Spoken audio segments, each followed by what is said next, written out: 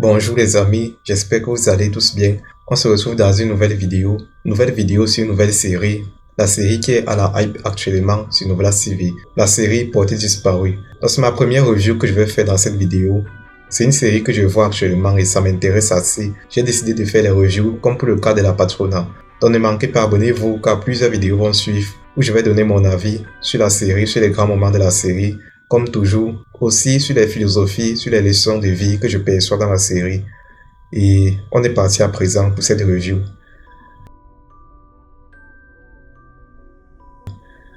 Donc, on est à l'épisode 22. Épisode 21, ça là c'est l'épisode de jeudi, si je ne me trompe pas. On est à ce moment où la mère d'Elisa, Dana, est surprise parce que les journalistes l'ont interpellée du coup de fil qu'Elisa a passé.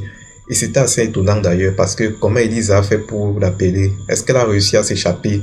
Comment les choses se sont passées avec les ravisseurs pour que Elisa puisse appeler sa mère? Donc c'est assez étonnant, c'est assez étrange.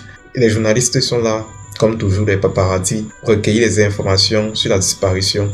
Et on se demande comment est-ce qu'ils ont fait vraiment pour savoir qu'Elisa a passé un coup de fil.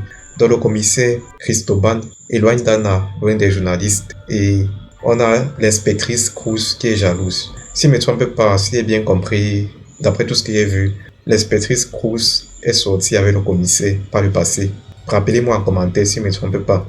Elle est amoureuse de lui. Elle est jalouse parce qu'elle pense que le commissaire se rapproche encore de Dana. Parce qu'on sait qu'ils se sont rapprochés, ils se sont embrassés. L'inspectrice Cruz n'est pas au courant, même si elle se doute quand même qu'il s'est passé ou bien qu'il se passe quelque chose entre le commissaire et Dana. Donc, elle est jalouse.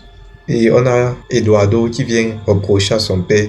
Il a vu sa mère en train de pleurer. Voilà, qu'elle a eu un gros problème avec son père. Qu'ils se sont disputés. La dispute était assez forte. Et voilà.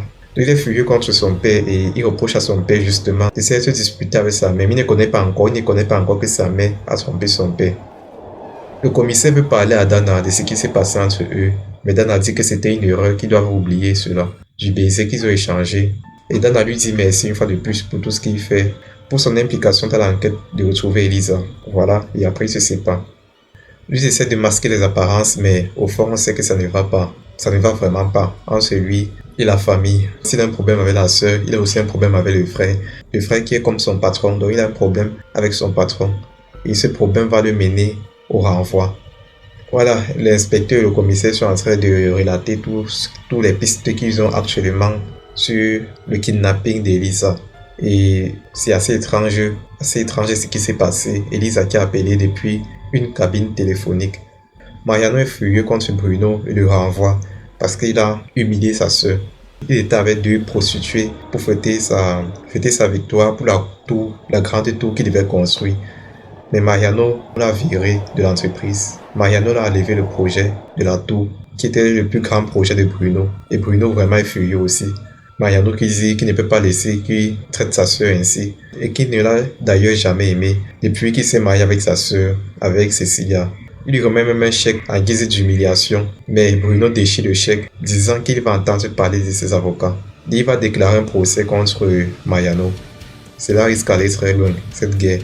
Et tout cela à cause d'une bêtise d'adultère que Cecilia a aussi bien cherché. Il vient dire voilà, que Mariano l'a viré, qu'il n'a plus la tour. Voilà, que le projet de la tour ne l'appartient plus parce que Mariano l'a viré. Donc Dana est en train d'écouter ce monsieur qui a été témoin de l'appel d'Elisa depuis la cabine téléphonique. Lui, il était là, juste là, il a vu un taxi passer avec Elisa. Elisa qui est sortie du taxi pour aller appeler sa mère. Et le taxi était là pour l'attendre, ce qui était assez étrange. Donc les ravisseurs étaient sans doute là dans le taxi et ils attendaient Elisa. Ils ont permis à Elisa d'appeler sa mère. Peut-être pour faire comprendre à sa mère qu'elle a encore envie. Et tout cela, le commissaire a dit, tout cela prouve que, du moins, les ravisseurs connaissent bien la famille, qu'ils ont peut-être enquêté sur la famille, ou bien encore qu'il y a un proche de la famille qui fait partie des ravisseurs.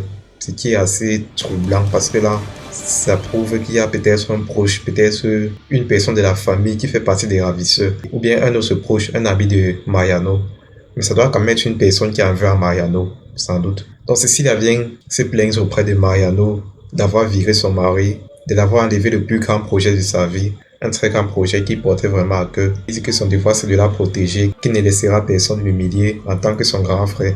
J'ai envie de dire toutes les choses qu'il fait aussi, tout son son caractère, ses choses, les mauvaises choses qu'il fait envers les autres. C'est peut-être ça qui a coûté le kidnapping de sa fille, justement. Ça doit être ça. Ça doit être une personne toujours qui l'a maltraité comme il le fait, par exemple avec Bruno. Voilà, tous sont assez tristes du projet qui a été retiré parce qu'il faisait aussi partie de ce projet, de même que la sœur de Mariano. Ces deux personnes, ces deux hommes qui sont assez étranges, l'autre qui est le mari de sa meilleure amie, l'autre qui est gay. Ces deux hommes sont assez étranges. Je me demande le secret qu'ils cachent. Et regardons un peu la manière dont ils se touchent. C'est assez étrange pour moi. Il y a un grand secret entre ces deux. Un grand secret entre ces deux qui sera sans doute bientôt découvert. Elle est un peu étonnée de voir la manière dont ils étaient en train de parler, de s'arrêter. Mais bref, on a l'inspectrice Cruz qui repense à ce qui s'est passé entre elle et le commissaire Cristobal. Ils se sont embrassés. Eduardo qui est du côté de sa mère, mais qui ne connaît toujours pas que sa mère a trompé son père. Son père qui est furieux pour ce qui vient de l'arriver, du fait qu'on l'ait viré et on l'a enlevé le plus grand projet de sa vie. Un grand projet qui portait vraiment à cœur. C'est assez pénible pour lui. Dana et son mari sont appelés au commissariat pour de nouvelles sur le kidnapping de leur fille. Voilà, le commissaire dit que c'est probable qu'une personne de la famille soit mêlée à ce kidnapping. Actuellement, il est en train d'enquêter sur l'amant de Cecilia. Je ne me souviens plus très bien de son nom. Voilà, le voici justement. Donc Dana et son mari viennent le voir parce qu'il a menti à Mariano du fait qu'il avait des dettes et aussi avec qui il était lors du kidnapping de Elisa. Est-ce qu'il fait partie de ceux qui l'ont kidnappé? Pourquoi est-ce qu'il a menti? Qu'est-ce qu'il cache? Quel est son secret à lui aussi? Parce que je commence à m'y faire. Presque tout le monde a son secret dans cette série. Excepté bien sûr Dana et Cristobal, pour moi qui sont un peu les plus fiables. Flor écoute la dispute entre son père et sa mère. Elle est assez fragile, elle a failli faire presque un suicide, est quand même le mot un peu fort. Mais elle a pris des médicaments qui l'ont fait du mal, donc ça se voit qu'elle est fragile, même psychologiquement. Donc ils ne veulent pas que leur fille subisse le poids de leurs disputes, parce qu'elle est d'abord fragile.